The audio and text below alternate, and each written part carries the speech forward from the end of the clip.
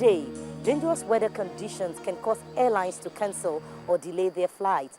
Severe weather conditions can cause a flight to become a nightmarish experience. Globally, about 30 to 35% of aviation accidents are said to be weather-related. Economic losses arising from air flight delays can also reach an astronomical cost. To stem the impact of weather, knowledge of hazardous elements in the international and domestic airspace is critical. On the program, we'll take a look at how weather forecasting impacts on aviation safety in Nigeria. Welcome to Aviation This Week on Channels Television. I'm Bukola Joe Oketumbi.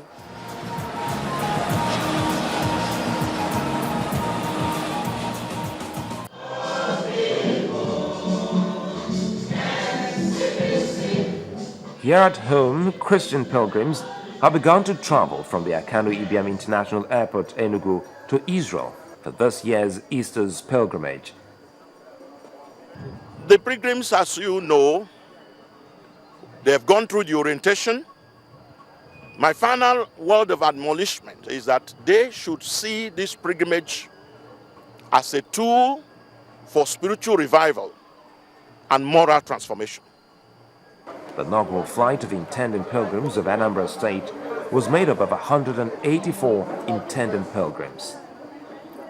From issue of pilgrimage to appointments, where Mr. Saleh Dunoma has formally assumed duties as the Managing Director, Chief Executive Officer of the Federal Airports Authority of Nigeria, FAN. At the brief handover ceremony, the outgoing Managing Director, Mr. George Uriasi, applauded the appointment and asked his successor to take the agency to higher heights. On the foreign scene, the International Air Transport Association, IATA, has revised its aviation global profit forecast for 2014 to $18.7 billion from the previously forecast of $19.7 billion for the same period. This is due to the Ukraine crisis and economic worries in Latin America. And what is clouding the outlook is the uncertainty created by the missing Malaysia Airlines MH370 plane. This forecast by IATA, which covers not just 240 member airlines, but the entire airline industry in the world, stated that the main driver of the downward revision is higher oil prices, which are now expected to average $108 per barrel, that is, a $3.5 per barrel above previous projections. In the passenger growth front, IATA has revised its growth rates from 6% to 5.8% for 2014 due to the slowing growth in developing markets like India and Brazil.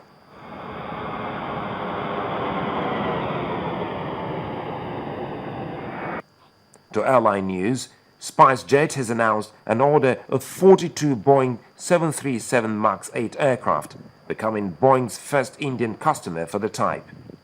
The deal, worth $4.4 billion at list prices, was previously allocated to an unidentified customer in Boeing's order book.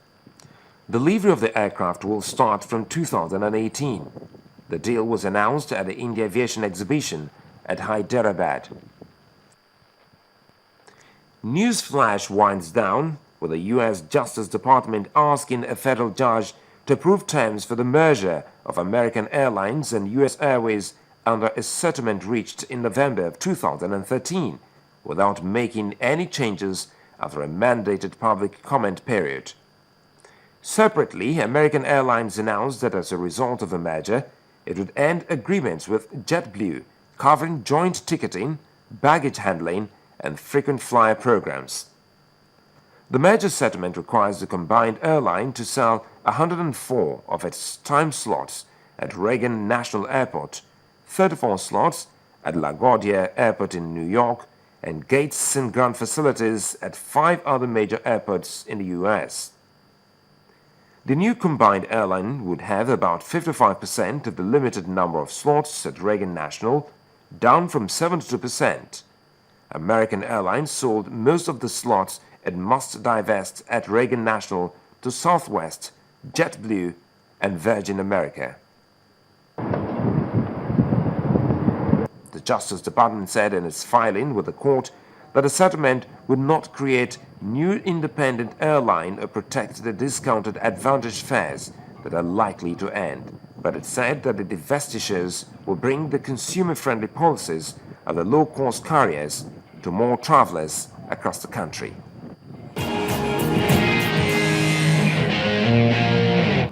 Make sure you purchase your ticket under the exact name that appears on your ID. It might seem obvious to you that Betty is a nickname for Elizabeth, but it may not to a desk agent or a security officer, any one of whom could ask you to show identification with that name before boarding. So use the name that appears on your official ID card.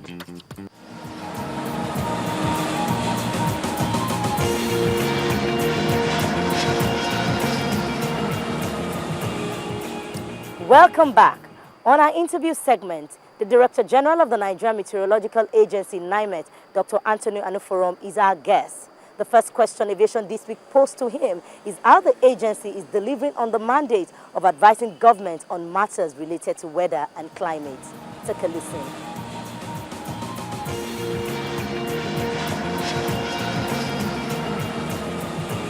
How we do that is we observe weather.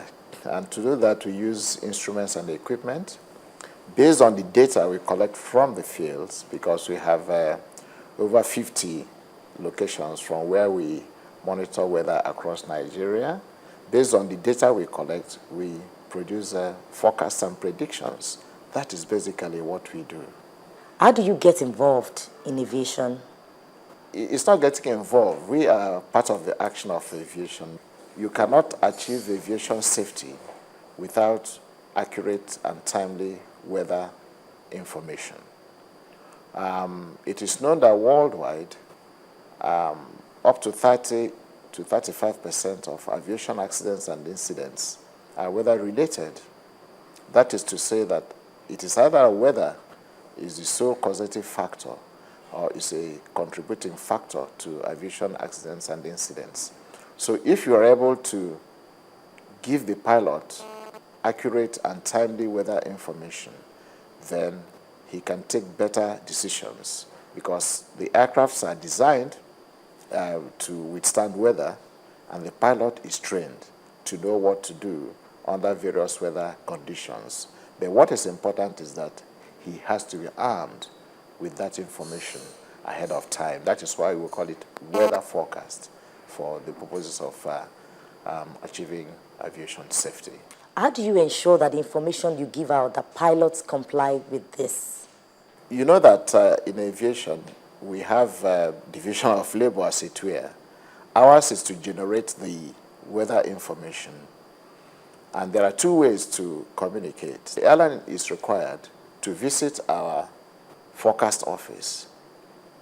Part of their procedure prior to flight operation is that they should visit the NIMET pilot briefing room, where this information from the forecast office is communicated to them and discussed with the forecaster and meteorologists that are on duty.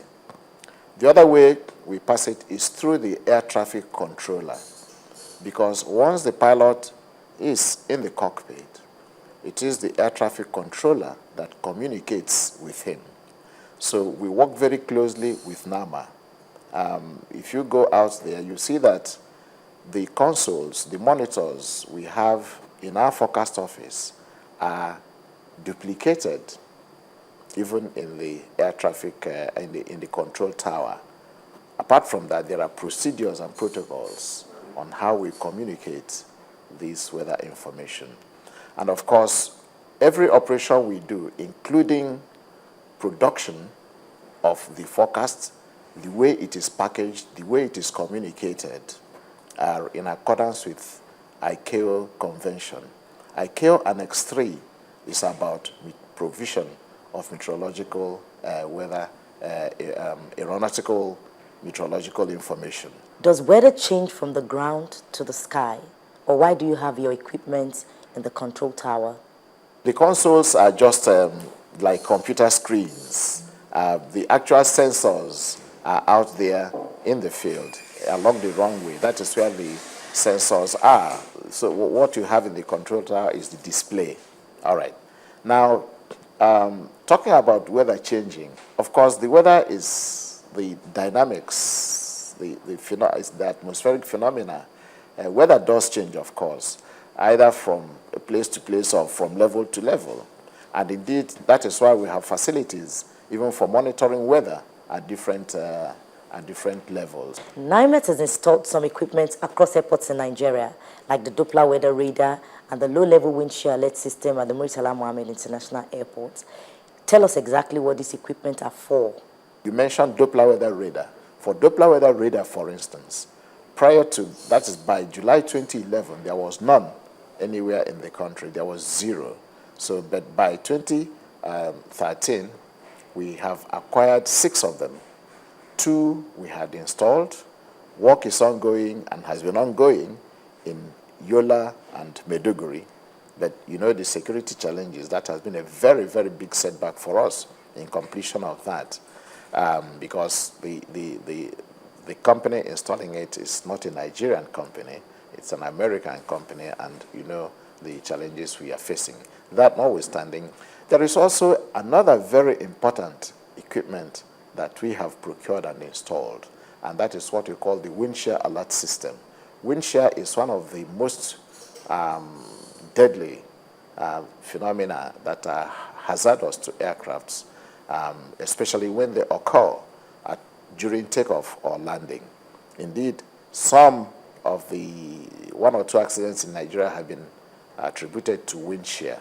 So prior to that time, there was only 1 wind shear alert system, and that time means July 2011, only 1 wind shear alert system here in Abuja.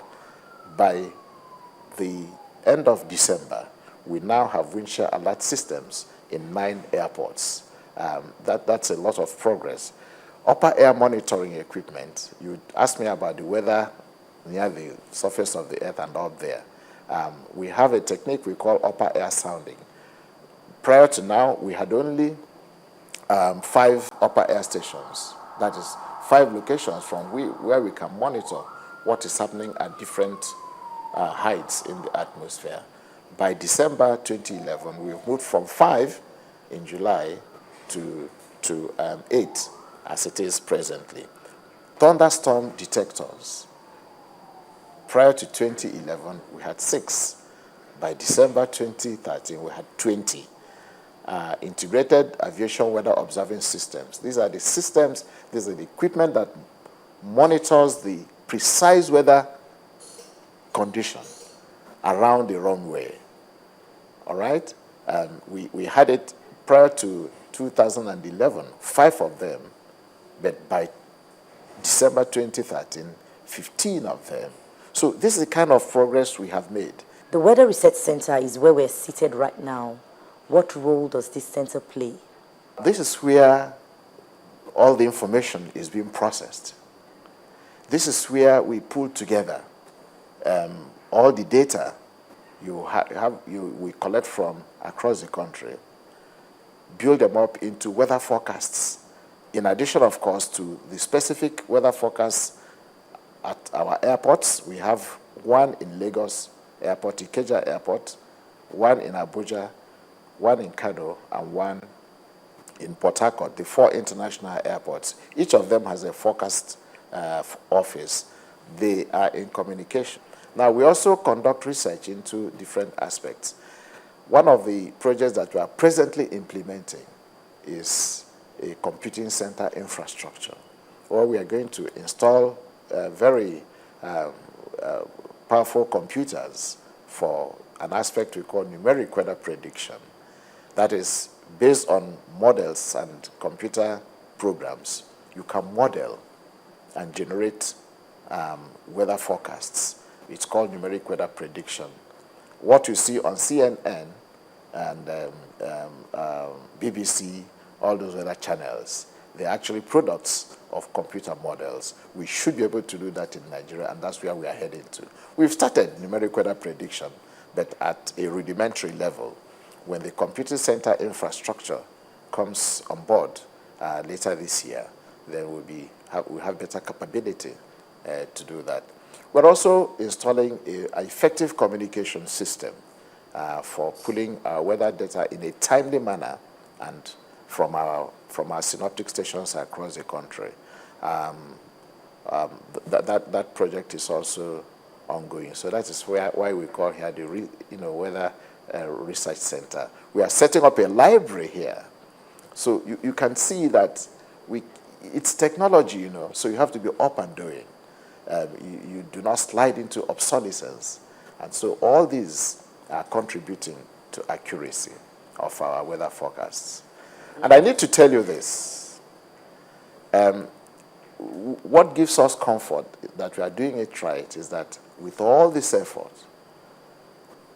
the International Organization of Standards have audited our programs and processes and have certified NIMET products as being of international standards. I'm talking about the ISO 9001. You recently did something called the NIMET with the marine sector, and something like that is ongoing in the aviation sector. Can you tell us about this? NIMET is actually a homegrown, as it were, our own local product to automate exchange of information between our forecast office and the control tower. So we call it NIMET. It's one of the areas where we really have done a lot of work. It was installed in a limited number of stations prior to 2011, but now we have populated virtually all airports in Nigeria with the NIMET. It's actually a software that automates that. Coming to the marine. Now, the marine sector is one of the sectors. Remember, you rehearsed the NIMET mandate. It talks about providing services for all sectors of the economy. Marine sector is one of the areas where weather is an important issue.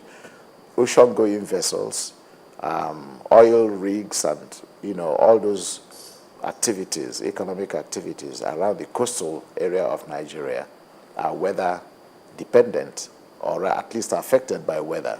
So prior to now, we were not sufficiently robust in that area. And we have started to move in. Very recently, just last month, we installed a marine weather buoy, the first of its kind in Nigeria. Sir, tell us about your plans for the future. Looking at the future, we want to make Nigeria a hub. If we succeed in doing that, it means that we have more aircraft coming into Nigeria. We have to give the international community confidence that the weather information they're getting from NIMET is reliable for them to operate into Nigeria and for Nigeria to be a hub